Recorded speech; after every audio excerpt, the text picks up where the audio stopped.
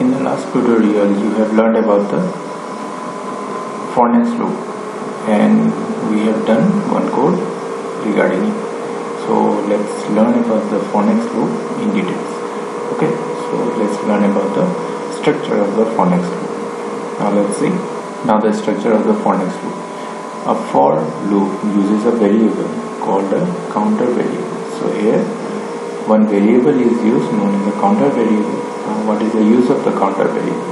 The value of the counter variable increases or decreases. So the counter variable value will increase or decrease during each repetition. Each time the loop will run, the value of the counter variable will either increase or decrease.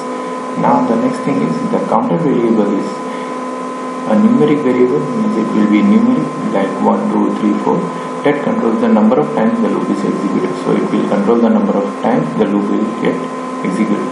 The first time the loop is executed, the counter variable takes the initial value. So first time when the loop runs, the initial value will be taken up by the counter variable.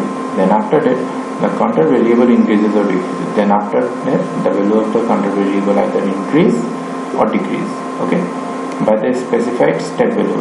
So if we give this step value, then it will increase or decrease according to it each time the loop is repeated. By default the initial value increases by 1 in each step. So by default the initial value means the first value of the counter variable will increase by 1. Like if the first value is 10, then the next value will be 11, 12, 13, 14, like, okay.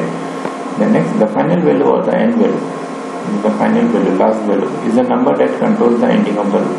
So it will control the ending, means when the loop will end. When the counter value exceeds the end value, the loop is terminated. So after the counter value exceeds, means the counter variable exceeds, like if the end value is 10, if the counter variable becomes 11, then the loop is terminated. The computer then starts executing the statement immediately after the next statement. So the computer will start executing the line immediately after the next statement, means after the end of the loop, okay. The for loop ends with a next statement. The next statement is used for signal the end of the loop. So the for loop ends with the next statement which signals the end of the loop, and next is increase or decrease the counter. So it will increase or decrease the counter and then transfer the control to the for statement to compare with the end value. So and it will transfer the control to the for statement to compare the end value, means it will check if the value exceeds or decrease, means the end of the loop is reached or not, okay. Now at last the statements that are to be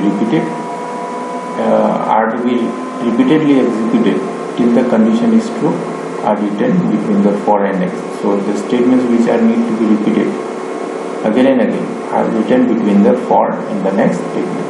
These statements make the body of the loop. So between the statements between the for and the next make the body of the loop. So let's see an example. So this is an example. Here you have to print asterisk, means start symbol, 10 rows. So here for I is equal to 1 means the first row, then you have to go till the 10, means 10 rows, and since step is not given, so the value of I will increase by 1, means like 1, 2, 3, 4, it keep on increasing like that. So between the for and the next, since here written that between the for and the next, we have to give the statements to be printed, or the statements that run under the loop. So here it is print star, means it will keep on printing until the loop ends, and at last next time is the next value of I, okay. So that's all for today, and in the next tutorial we will learn some more of the for loop. Thank you.